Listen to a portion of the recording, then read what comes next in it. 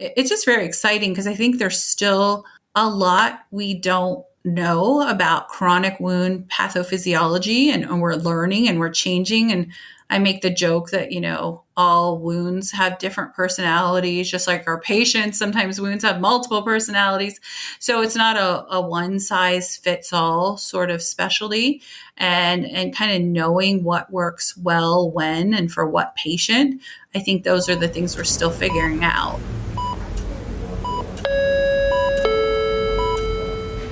Paging Dr. Cook. Paging Dr. Cook. Dr. Cook, you're wanted in the OR. Dr. Cook, you're wanted in the OR.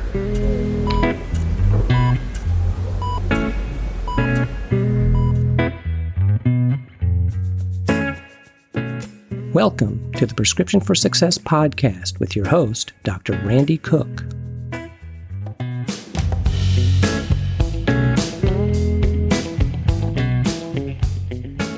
Hello, everyone, and welcome to Prescription for Success. I'm Dr. Randy Cook, your host for the podcast.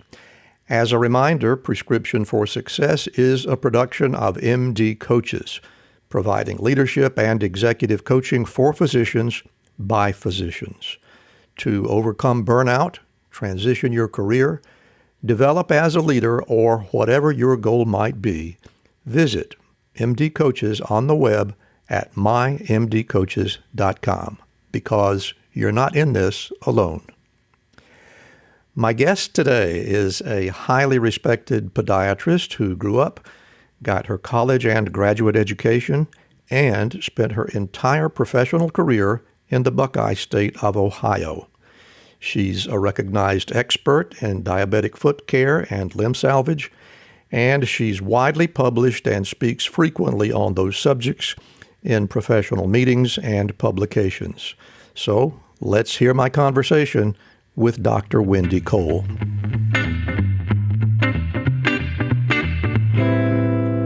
I'm really excited today to be speaking with Dr. Wendy Cole, who is a very accomplished podiatrist. Sounds like she's lived most of her life in Ohio. Dr. Wendy Cole, thank you so much for joining us today on Prescription for Success. Well, I'm excited to be here. Thank you for inviting me, Randy. Well, I'm looking forward to the conversation. And as always, I want to begin at the beginning. I'm curious when you first got the idea that you might like to be a podiatrist. Well, it happened while I was in undergrad. During the summers, I would come home and I worked at our local hospital system. I always had an interest in medicine since I was very young. If you ask my parents, it was probably because I was quite sick as a child. I had a lot of bouts of pneumonia and other things. Really? And so I think I just spent a lot of time, unfortunately, or maybe now fortunately, in hospitals and in doctors' offices. And I just had a keen interest in studying medicine, but I really wasn't certain at the time where that would lead me. One summer I was working at a local hospital as a phlebotomist, and a friend of a friend was actually a podiatry resident who I ended up talking with and learning a little bit about podiatry. And I thought it was a really great meshing of different aspects of medicine. I had a family member who was a diabetic, and I know they suffered terribly from the disease and had a lot of repercussions in their feet. And I thought, podiatry, there's surgery involved, there's medicine involved. And as a female, I knew I wanted to have a family. I didn't want to necessarily be on call at 3 a.m. to deliver a baby, or, be on, call necessarily to the ER all the time. So I really started to look into podiatry, and I felt it was a good fit for me. So I made the decision to attend podiatry school. So it sounds like you really gave it some carefully reasoned consideration, which is kind of unusual in my experience in talking with a lot of people. At that age, we don't really carry a lot of wisdom around with us, but you apparently gave it a good bit of thought. And did I understand you to say the decision actually came to its final distillation when you were in undergraduate school, or was it before then? No, it was in undergrad. Before then, I knew I wanted to do something in medicine, but making the decision to target podiatry and go to podiatry school happened while I was in undergrad. Did you just have an absolute ball when you were an undergrad? Were you a wild college child, or were you just a nerd, No, or I what was was a your big life like then? nerd. Were you? That's okay. It served me well in the long run. And you just decided to stay right there in Ohio for your podiatric training. When you got there, when you got to Kent State School of Podiatry, was it all the things that you expected, or were there great surprises? What was the feeling like when you finally began to immerse yourself in your dream? Yeah, I loved it. I really did well. I excelled in podiatry school. And back in the day when I went, this is 20 plus years now, I've been in practice. It was the Ohio College of Podiatric Medicine. And I think maybe at that time there were only 5 or 6 colleges in the country. That number has grown a little bit, but you're right. I've traveled all around the world, but I've never lived outside of Ohio for any length of time. I can't seem to make it outside the borders of the Buckeye State. But I do have a second home in Florida, so I do vacation there quite a bit. But my permanent residence has always been in Ohio. And when I got to OCPM, I really did love it. I knew I made the right choice and enjoyed every minute of it. Well, that's good news. So that there were never any moments of, wow, I might have made a mistake or anything of that sort. No, absolutely not. In undergrad, I changed my major, or really contemplated changing my major there for a minute. I feel like it's funny because in high school, everything came very easy to me. I aced all my classes. I did very little work per se. But then when you went to college, it was a whole different ball game. You really had to dedicate yourself and study. And I learned a lot. I had my failures in undergrad and my successes in undergrad. So it really laid a good foundation and basis to really get busy and really dive into my professional education. I got all that kind of, stuff out of the way in undergrad, which is good. What, if anything, did you find particularly challenging about podiatry school? And if the answer is nothing at all, I'll accept that. But it's kind of unusual in my experience that people don't have some difficulties along the way. Well, I felt everything was challenging, and I think that's maybe why I liked it. You know what I mean? It was all very new, and it was very in depth, and from our so you like anatomy. the challenge? Yeah, definitely. I think, gosh, we should be challenged almost daily, or else things can be stagnant. So it was challenging, but in a good way, not in a beat you down kind of way. So I did enjoy that. Sounds like you're not easily discouraged.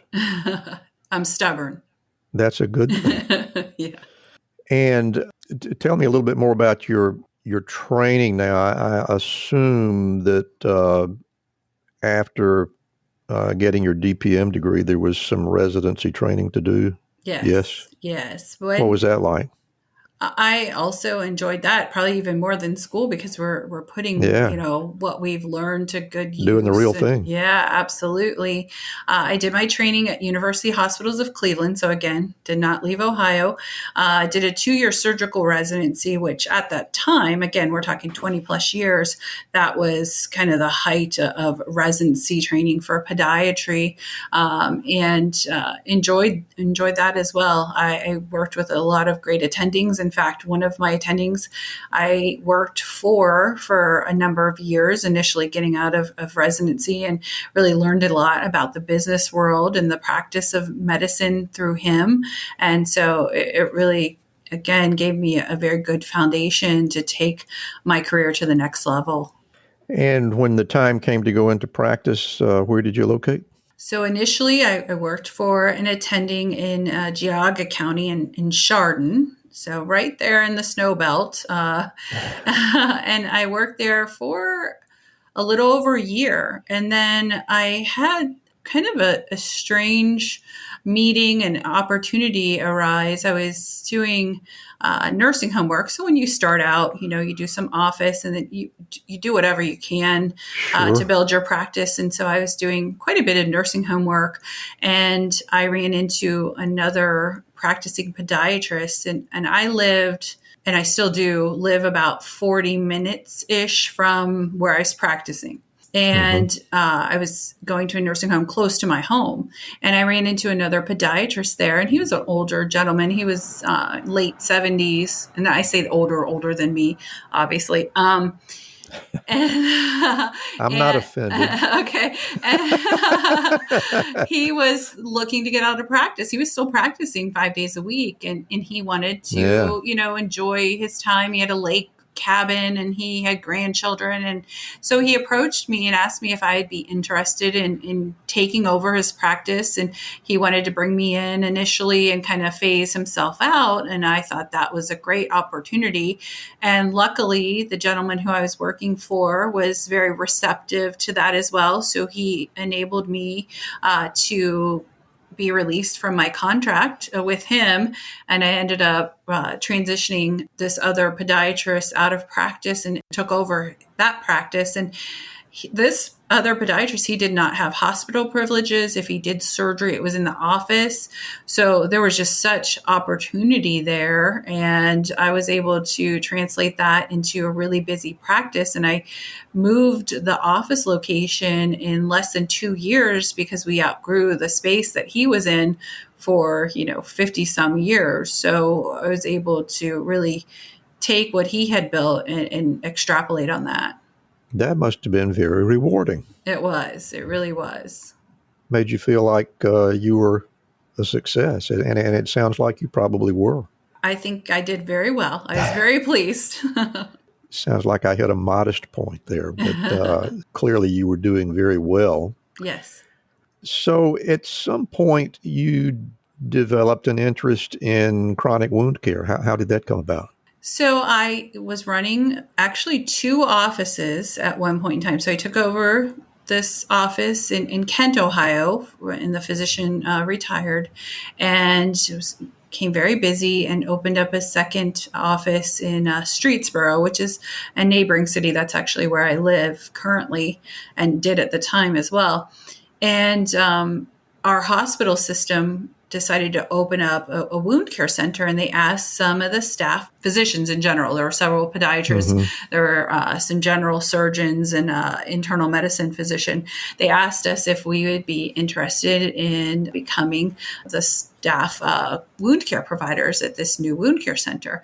And I saw wounds in my office, but it wasn't at that time something I necessarily specialized in. But I knew that as a podiatrist and being on staff at the hospital and being very active, we were thought to be the diabetic foot specialists, which we are. Sure.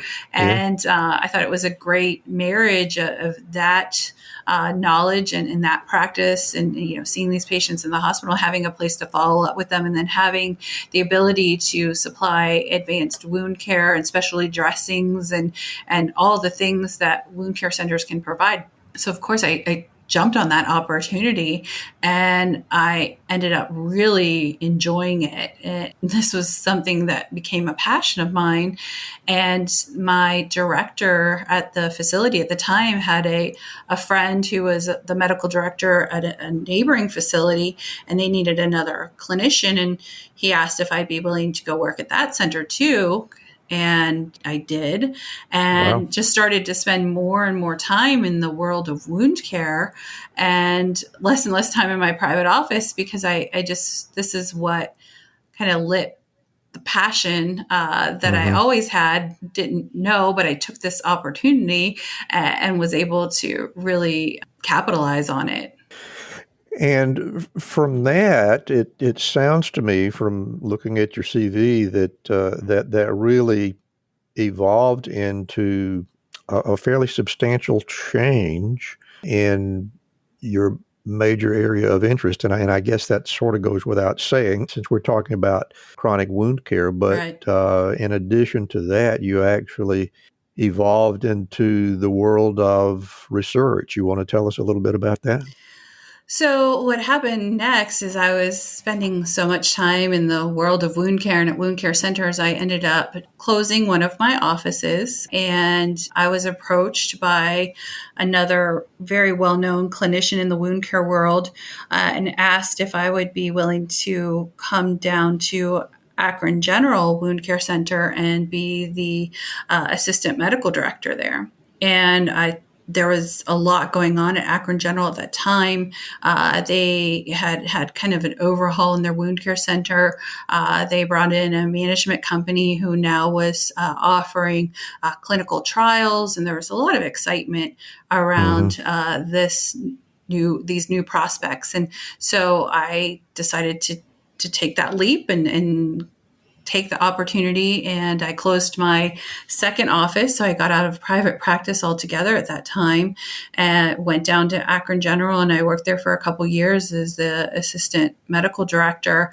And that's really where I started to do some wound care research and get involved with writing and going out and, speaking at symposiums and wound care conferences. And I really made a lot of great relationships and networked, and that led to more research. And I was speaking at a dinner one night, and I was speaking to the residents locally here in Cleveland, and they were new residents. They were first or second years, so they weren't far removed from school. And I was asking them about, how much exposure they had to wound care and what their wound care education was at the college. And I hadn't been to college for a long time. And back when I went, we really didn't learn much about wound care, to be honest. And they told me they really didn't get a lot of exposure to wound care in school or even in residency. Yeah. It's interesting. That really hasn't changed a lot anywhere. Yeah. This was about 5 years ago, and, kind of the light bulb went off. We need to start teaching our podiatry students about chronic wounds and wound care and technology and research. So I wrote up a proposition to the college, and I submitted it to the deans who were there when I was at school. So we had a relationship already, and came in and had a meeting, and they were very interested in starting the wound care research department. And, back in the day when I went, it was the Ohio College of Podiatric Medicine, as I mentioned, and it was a private institution, but subsequently it had been kind of married with Kent State University, and that's, of course, a state college. So that muddies the waters a little bit. So we had to go through all of the hoops that Kent State needed us to do and meet with lawyers and, contracts and negotiations. Yeah. And that took about 2 years. But I was able to develop and really build from the ground up the wound care research department at the college. And that's pretty exciting. Yeah, it's been my labor of love for the last 5 years or so. Remember medical school? You were confident, studious, hardworking, and you learned what to expect in all manner of patient care. Then reality struck. Regulations, expenses, staff management, and administration. Is this what we signed up for? Stress on the verge of burnout, no time for family, or the reason we got into medicine. Helping people. What are the options when you're afraid you're in the wrong career? Transition? Teach? Quit? What if there was another way? MD Coaches can help. We're a team of medical professionals with a century of experience in the clinical and business sides of medicine. More importantly, MD Coaches has been where you are, stressed and trying to navigate a world school didn't prepare us for. MD Coaches is your mentor, your confidant, to help you make your practice shine, navigate administrations, and successfully lead staff and projects. Or if you're ready to transition, we can help there too. MD Coaches is doctors helping doctors. Visit our website to receive a free, no-obligation consultation. Go to mymdcoaches.com/RX. That's mymdcoaches.com/RX. Isn't it time someone else was on your side? Don't let the business of being a doctor stop you from doing what you love. That site again, mymdcoaches.com/RX. Visit us today. We'll get back to our interview in just a moment, but right now I want to tell you a little bit about Physician Outlook. If you haven't discovered this remarkable magazine, please do so very soon. It was created by physicians, for physicians, to showcase the intersection between clinical and non-clinical interests, whether it's writing, painting, cooking, politics, and dozens of other topics. Physician Outlook gives a physician perspective. It's available online and in print. It's really unique among physician lifestyle magazines. And like the Prescription for Success podcast, Physician Outlook amplifies the voice of any physician who has something to say. It also engages patients who still believe in physician-led, team-based care. And Prescription for Success listeners can get 3 months free when you enter our promo code RX for Success and select the monthly option at checkout. That's a really great deal on this stunning publication. And now let's get back to today's interview. What do you like the most about research?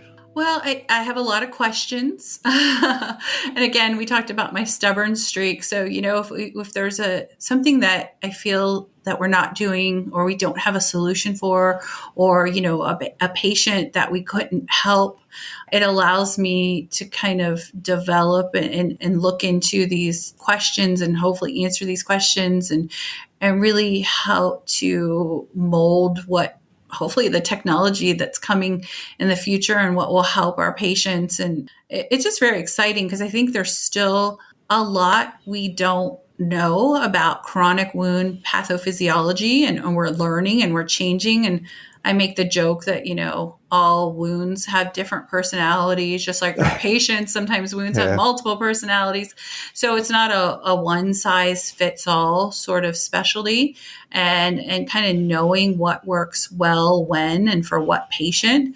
I think those are the things we're still figuring out. And there's so many therapies out there trying to make it more simplistic if possible so that we could treat patients more appropriately and get better outcomes. That's what I really like about research.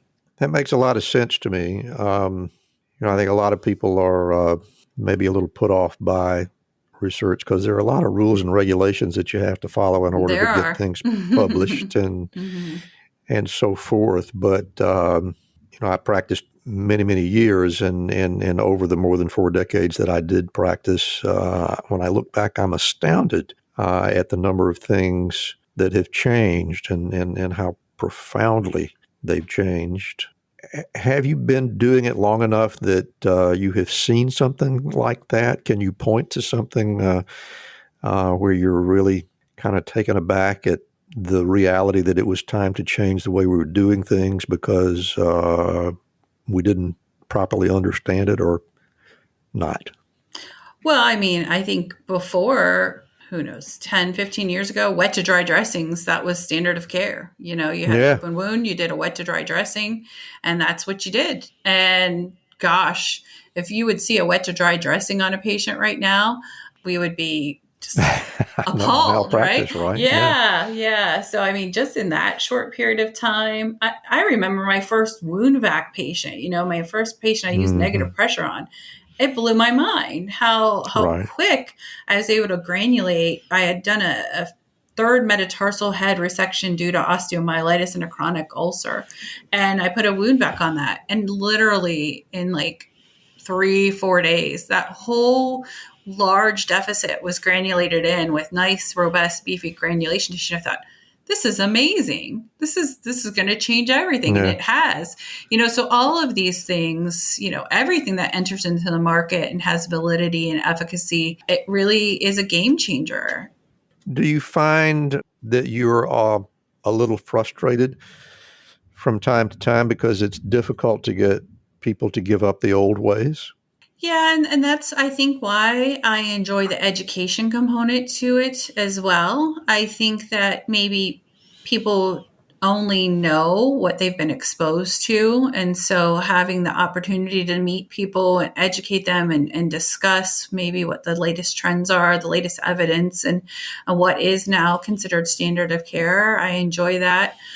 when I first started speaking and traveling and educating, I was surprised about the lack of information. Most clinicians that weren't in the wound care space, the lack of information that they had, and it was no fault of their own necessarily. They just hadn't been exposed to some of this stuff. So again, that's part of my passion is going around the country and meeting different clinicians and, talking to them and seeing what they're doing and talking about what we're doing and seeing, what's kind of on the horizon as far as wound care therapies and how to use these products most effectively. It's pretty exciting to be part of truly changing the course of history, don't you think?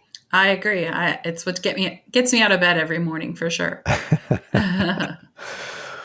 Well, speaking of changing the course of things, you mentioned just before we hit the record button that there is another change coming up for you. You're going to be changing employment again. Is there any truth in that rumor? Yeah, I'll say I'm going to add to my employment. So I'm still going to be at Kent State University. So I'll still maintain the research department there. But I also spend my time in an outpatient wound care center that's hospital based. And I will be giving that up here at the end of the month. I have had the opportunity to become and accept a position as the Director of Professional Development and Clinical Education for a company called Wound Tech.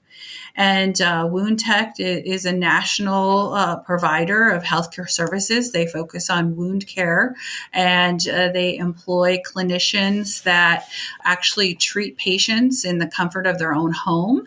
And these are patients that might not have access to care. They live in rural areas.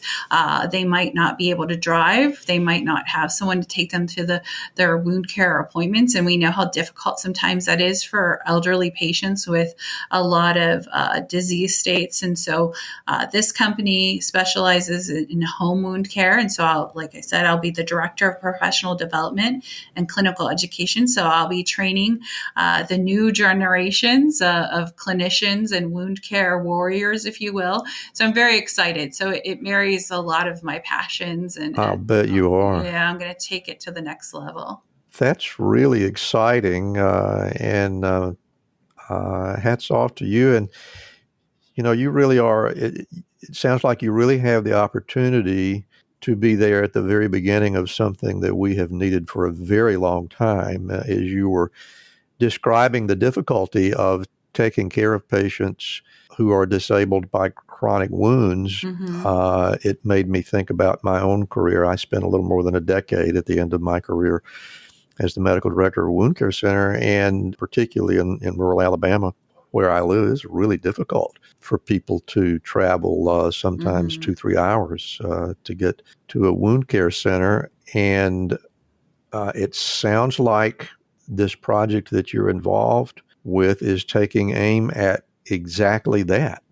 Absolutely. And we've learned through the pandemic that we have to provide patients an alternative place of service. Patients couldn't or wouldn't come to the hospitals. They'd miss their wound care appointments. And we know that how crucial constant care is to these chronic wounds and how fast a patient can deteriorate. So if they don't have access, they don't have a ride, they don't have the ability to maybe ambulate to even get in and out of a center, we need to start bringing the care to them. And that's exactly what my new position will help do. Does it have its beginning in Northeast Ohio where you are, or is it already a national effort? What's the story on the potential growth? Yeah, so they are based in Florida, actually, but they are growing by leaps and bounds. And I we could thank the global pandemic, believe it or not, but I think that really did spur the growth because of what we recently went through with healthcare and the challenges that we faced during the COVID-19 pandemic. But so they are growing. They're out on the West Coast in California and Nevada. They are extending into New Jersey and Ohio in the next coming months. So they really are growing at a very fast pace, and they're doing a lot of new clinician hiring. And so that's why they need to make certain that their new hires have a good grasp on wound care and clinical education. And so that's why I'm really excited to start this job and to kind of impart, hopefully, the knowledge I've acquired over these past 2 decades. What a great idea. And it must be just immensely exciting for you to be a part of something like that. And it's interesting to me to have witnessed the effect that something as terrible as a viral pandemic can give us an opportunity to really look at things differently. And it sounds like that's exactly what's happening in this organization. So absolutely. Really exciting. I bet you are really deliriously excited about it, and rightly so. Yeah, it just kind of came out of the blue. I wasn't looking for anything. It just kind of found me, and it just was a good fit for me at the perfect time. So it's the next step, and I feel really passionately about this as well.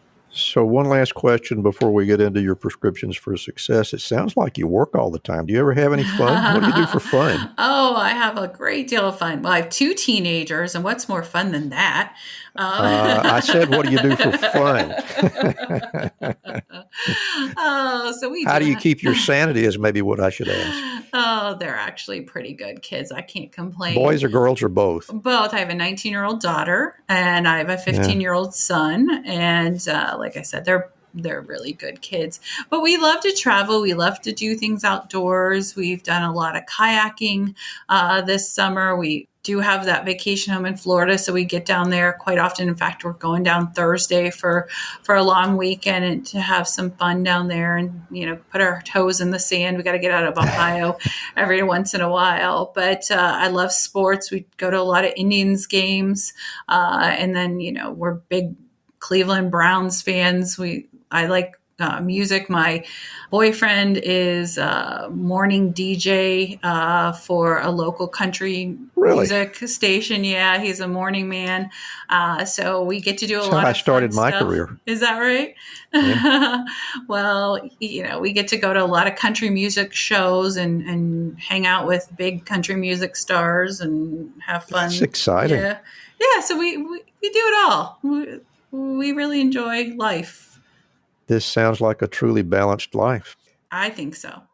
Along with having accumulated so much wisdom, we're going to give you an opportunity to give us an idea about how you got there. So I really enjoyed the conversation, Wendy, but this is the point where I'm going to close my mic and I will listen quietly with our audience while Dr. Wendy Cole gives us her personal prescriptions for success. Thanks, Randy. So I was giving this some thought and we talked a lot about these things through this podcast, but I think the bottom line is just to keep open to opportunities. Sometimes we get so bogged down with all that's on our plate, we fail to look up and we really fail to look forward. And by doing this, we really miss out on some tremendous opportunities. And everything that's happened in my career and all the good things in my life happened because I was open to these opportunities. I took the phone call, I returned that email, I made time to network. I forged new relationships, but continued to cultivate the older ones. And all of these things has allowed me to grow and really has been a game changer. So just keep open to opportunities, and I think success will come your way. So thank you very much, Wendy, for sharing that wisdom with us. I think you're really onto something there. And I want to say, first of all, thank you so much for being here with us today. And before we go, I want to give you an opportunity to tell our audience where they can follow you, where they can contact you. So if you'd like to share email addresses or websites or whatever you have, please go ahead. Sure. Well, my email is wcole4@kent.edu. You can follow me on the socials. I'm on LinkedIn under my name. Also, we have a couple Facebook pages. We have a Facebook page for Kent State University College of Podiatric Medicine Wound Care Research. If you're interested in learning more about what we're doing at the college, you can follow that. And then we also have a virtual program called Wound Busters that I host quarterly. So woundbusters.com or virtualwoundrounds.com is another way to kind of get into the content of what's going on with me. Outstanding. Well, I'm sure we will have a number of audience members who will want to follow up on that, and I hope they will do so. It's been a great pleasure talking with you today. I enjoyed hearing your story, and I want to say once more, thanks so much for being a part of Prescription for Success. Oh, it's been great fun. Thank you so much. Thank you so much for listening with us today, and thanks also to Ryan Jones, who created and performs our theme music. Remember also that no matter where you listen to us, we'd really appreciate a review and hopefully a 5-star rating. Your feedback really does help us get better. Also, please visit our website at rxforsuccesspodcast.com, where you can become a subscriber and even offer your very own personal prescription for success on SpeakPipe. You might just hear it played back on one of our upcoming shows. And of course, be sure to fill your prescription for success with my next episode.